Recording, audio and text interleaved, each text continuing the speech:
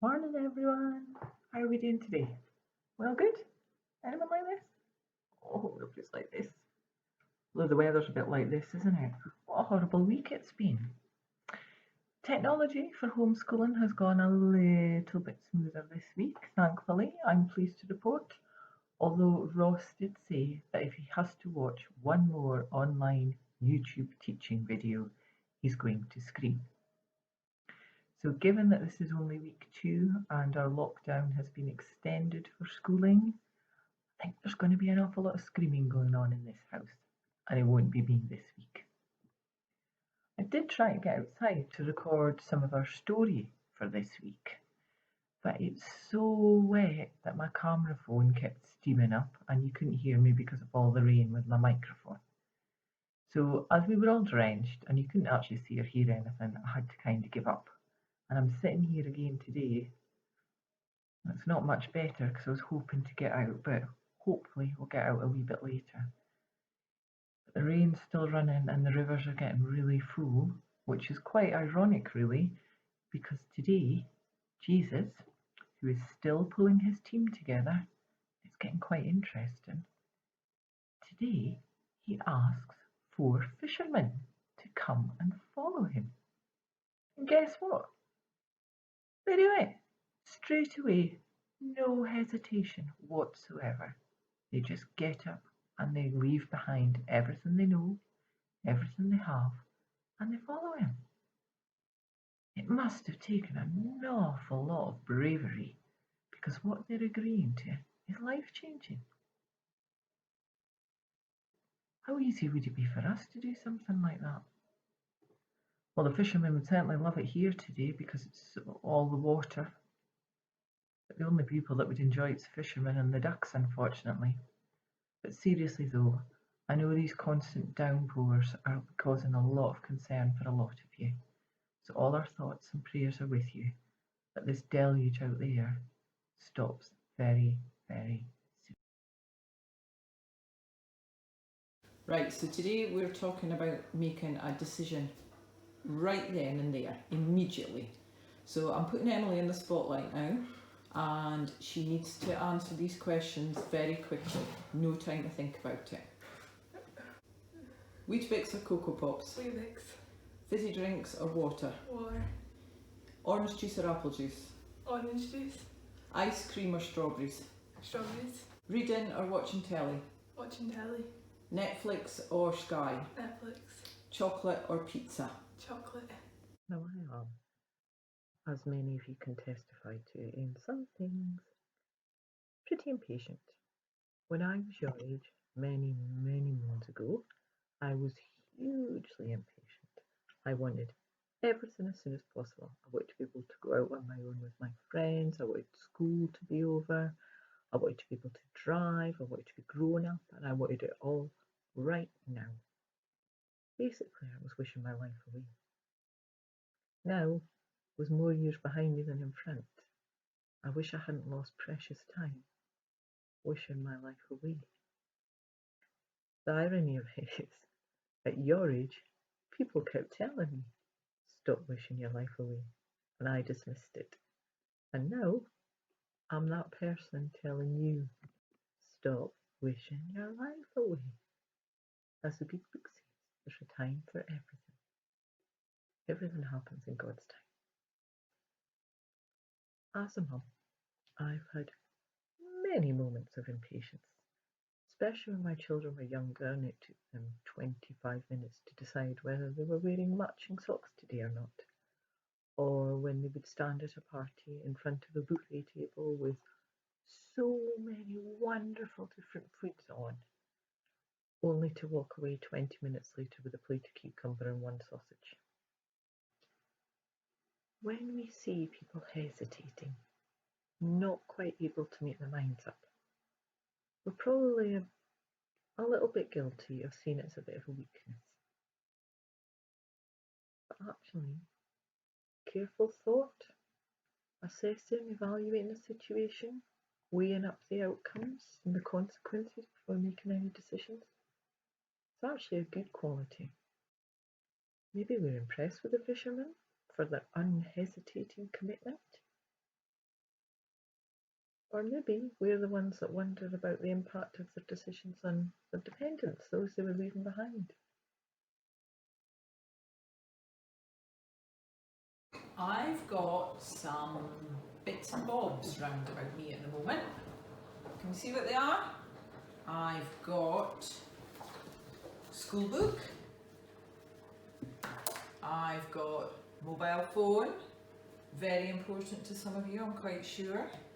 I've got chocolate, very important to me, keeps me going.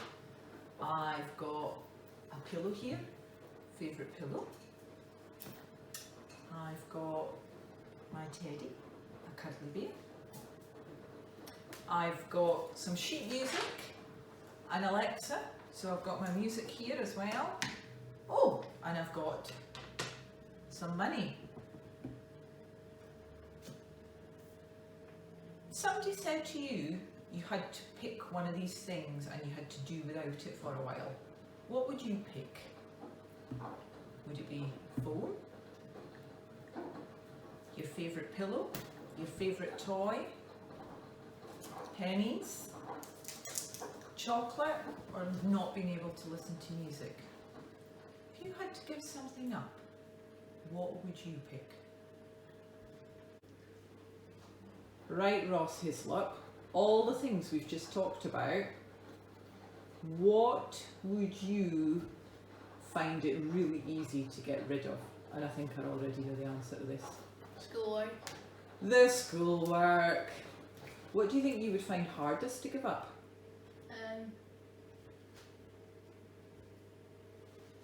The chocolate.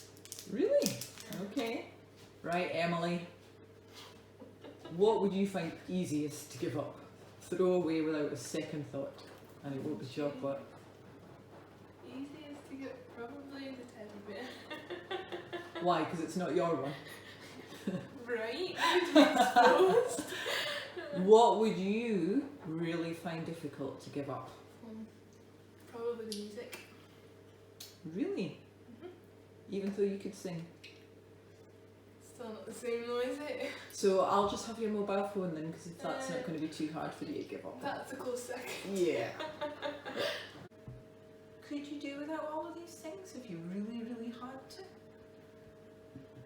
That's what happens today in our story.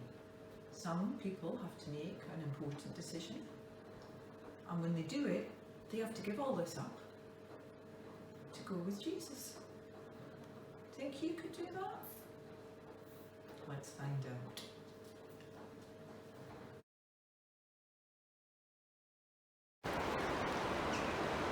I've brought you here today because usually when we've had so much rain and the river's so high, as you can see it's really swollen today, it's actually gone down quite a lot. But usually there's a lot of fishermen in this stretch, but there's not any today yet. We might see some as we go further on our travels. Fishermen have such fantastic skills. They need to be patient, stand here in all weathers, rain, hail and shine, so they endure quite a lot. They need to be strong, but they need to be gentle too. All fantastic skills for anybody. No wonder then Jesus wanted to use these skills for them to help him fish for men. Fishers of men. As Jesus begins his ministry, he asks 4 fishermen to come with him. And they respond immediately, yes, not a problem. What courage must that have taken to say yes without a moment's hesitation, to give everything up? Not only was it brave, it was life-changing for them. Could we be so brave to answer God's call if it came? Fishermen have so many skills. They need to be patient, they need to be strong and gentle, they need to be able to read the water to see if there's any movement for the fish. They have a lot of skills. So no wonder Jesus picked them, because these skills can be applied as well if you become fishers of men. I will make you fishers of men. If somebody said that to you, you would find that really strange, wouldn't you? All you meant was, all these great skills that you have, and we've all got them, we're all good at something. Every skill you have, Jesus can use these to spread his good news and bring more and more people into this amazing family. Maybe God's already using your skills and your abilities to further his kingdom. It's the time we went fishing. Okay folks, here we are, back on the riverbank. We've just come up round the corner from where I was before. It's a little bit more quieter here and peaceful. And I'm actually standing just a few metres from where I used to live. Remember me telling you about that last week? So you can see why I love growing up by the water so much. This was my view from my bedroom window every day. It's a bit quieter here. Still no fishermen, though. I don't know if you can see. Oh, it's just flew away. No! Oh, there you go. Oh, beautiful. One of our beautiful birds of prey from round about here. Oh, I hope I've caught that. Isn't that amazing? There we go. That road there is the A7. The road that connects Carlisle to Lionel, all the way up to Edinburgh.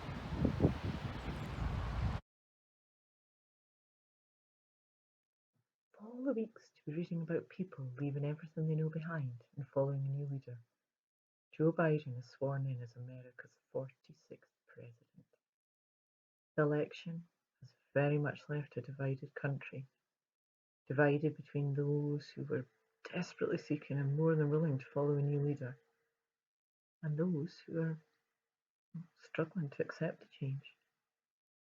At such a crucial time as this around the world, how ready would you be to welcome different direction and leadership? For Peter, Andrew, James and John, it appears that following a new leader was an easy change to make, as they immediately dropped their nets and off they went and followed Jesus. What courage! How brave they were to do that, to do something different, take that leap, leaving everything they knew, everything they owned, everyone they loved behind them. We know today what an amazing leader they were following, but would they have known then? We have no way of knowing whether or not Peter and Andrew and James and John had ever heard Jesus preach or teach prior to him calling them to follow him. So what must they have heard in Jesus' voice and in their calling to make them just leave their nets and their livelihood immediately and follow Jesus? A couple of years ago, while on holiday, the kids and I did a tree trekking experience, basically going from treetop to treetop 60 feet above the ground using obstacles. We were asked to go at the start of our group because we'd done something like that before, so the instructor thought we would also just make good time, keep getting round, because only one person could be on an obstacle at a time, so you had to wait for the person in front of you to get across. The further round we got, it became apparent that we were catching up the group in front, who should have been long finished. It turns out that a mother and child had been up there. The child had got across no bother, but Mum had frozen. She'd suddenly become paralysed with fear, in between two trees, and couldn't go any further. Because she was in the middle, the instructor couldn't get to her till she got to a post. So he was trying to shout and encourage her across from the ground, as was her husband. It became clear that that was only making her more agitated.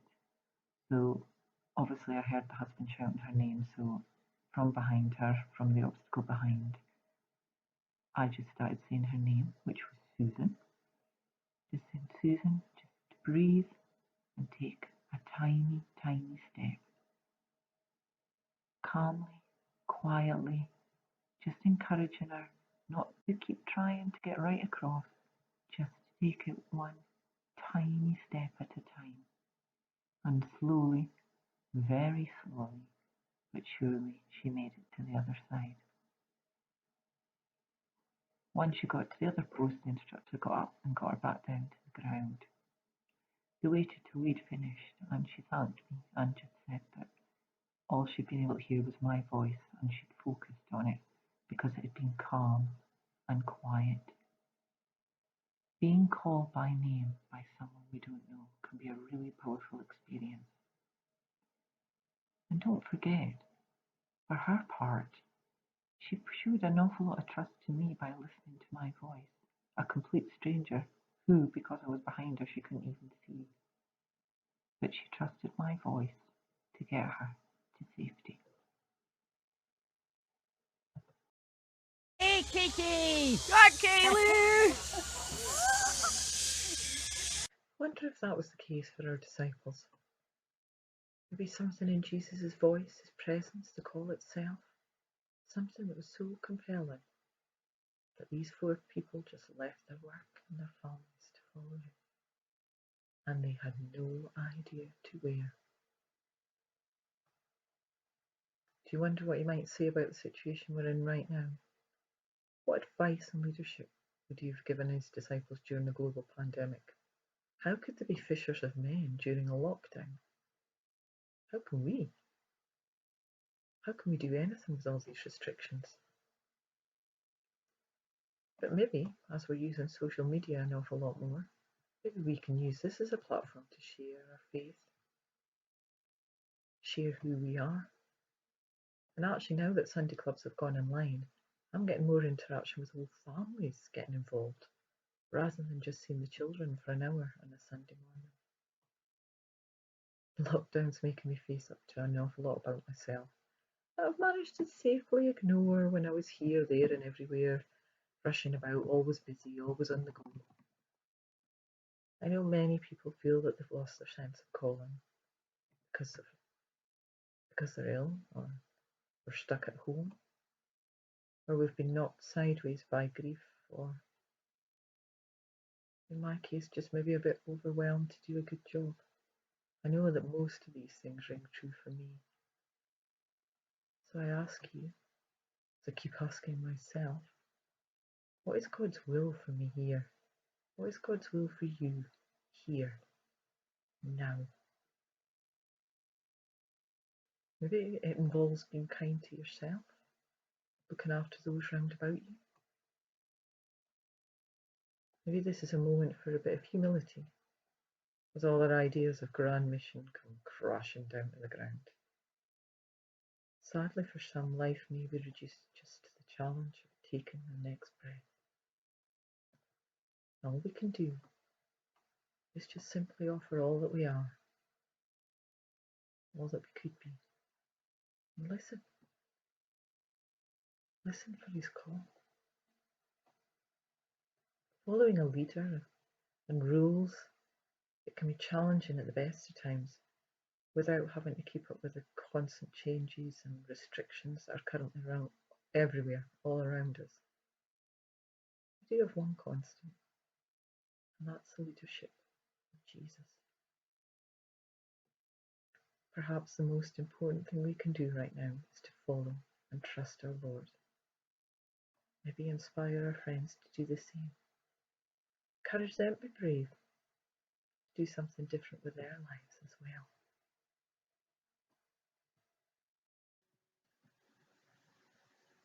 Pray. Lord, we thank you for the one constant in our lives, your presence. We thank you for being the one true leader in our life. We thank you for sending your Son Jesus to call on us. Help us all to be ready to answer that call. Help us to be brave and courageous like the disciples, ready to leave all and follow you, following your ways. Lord, look after all these wonderful young people as they struggle with technology, with learning online, with jobs, with insecurities, with illness, with people hurting round about them. Pray that you keep your constant presence in their lives and let them know just how much they are loved and how much they are cared for, and that you will always, always be there and be their friend. Amen. Well, you've heard enough of me rambling on. If any of you want to send me any little messages or photos or videos that we can include for next week, that would be great. Take care, all of you. Miss you all.